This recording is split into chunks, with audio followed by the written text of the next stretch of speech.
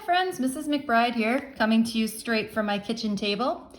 Today we're talking about block 3, or we're basically talking about how do you write directions for solving a problem. These directions for solving a problem are called an algorithm. An algorithm, by definition, is a list of problem-solving steps. So on worksheet B, you were asked to write an algorithm about a bunch of different things: drawing a star, drawing a tic-tac-toe board, and making your favorite sandwich. Okay? If you were in person, we would discuss everybody's favorite sandwich. Okay? But since you're here, let's talk about some favorite sandwiches in the McBride household. Okay? So if I was going to order a sandwich, this is what I would order. Okay?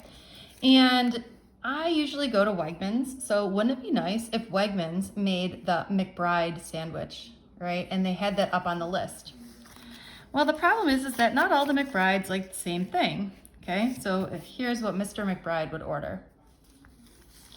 And here's what Nate would order. And here's what Nora would order. So the problem is that if every single person had their own specific sandwich, then think of all the things that people would have to order. Oh, okay, hold on a second. Wait, you're Mrs. McBride. Okay, let me figure out what the Mrs. McBride sandwich is. You can imagine them going to some sort of computer database and looking this up, right? Oh, hold on. You're Mr. McBride. Wait. You have a different favorite sandwich, okay? But that would be really time consuming to try to figure out everybody's sandwich and to store that information. So instead what sub shops do is they create an algorithm for solving people's sandwich needs. Okay, so instead of looking up Nora wants the turkey with cucumbers. Okay, what we're going to do is we're going to figure out, well, first, what do they ask you at the sub shop? Well, maybe first they ask you about the type of bread that you want. Once you figure out what type of bread you want, then second, they might ask you about what type of meat do you want. And then they might ask you about condiments. And maybe, I don't know, cheese. I never worked at a sandwich shop. Then maybe your lettuce, tomato, onions, peppers, etc., right? Okay, so instead of trying to remember my particular favorite sandwich, they come up with an algorithm for solving how to figure out what my particular favorite sandwich is, right? So this is a very important principle in computer science. This is called procedural abstraction.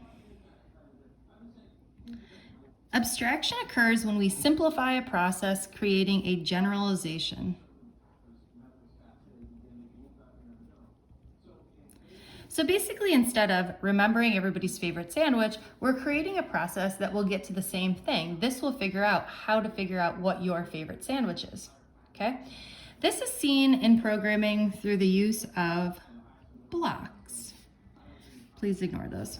So what we're going to do today is we're going to look at Snap, which is what we're going to be doing a lot of programming in, especially to begin with, and we're going to make a house. So that house we're going to, start by listing all sorts of different steps, but then we're going to use the idea of abstraction to shorten up the process. Okay? So think about it like when you're getting dressed. Well, what's the first thing that you do? Well, the first thing that I do is brush my teeth. Okay? There's a lot of different sub-steps that I do when I'm brushing my teeth, like get my toothbrush, get it wet, put the toothpaste on, put it in my mouth, brush the left hand, brush the right side. So I am going to instead, by listing all of these particular steps in my computer program, I'm going to use the idea of abstraction and just say, I'm going to brush my teeth, right? It makes things nice and clean. We're going to do that today in our program. Well, first, we'll start by listing out all the particular steps, but then instead, we'll sort of clean it up and call just a main program. And again, that's the idea of making a generalization through the use of abstraction. All right, enjoy.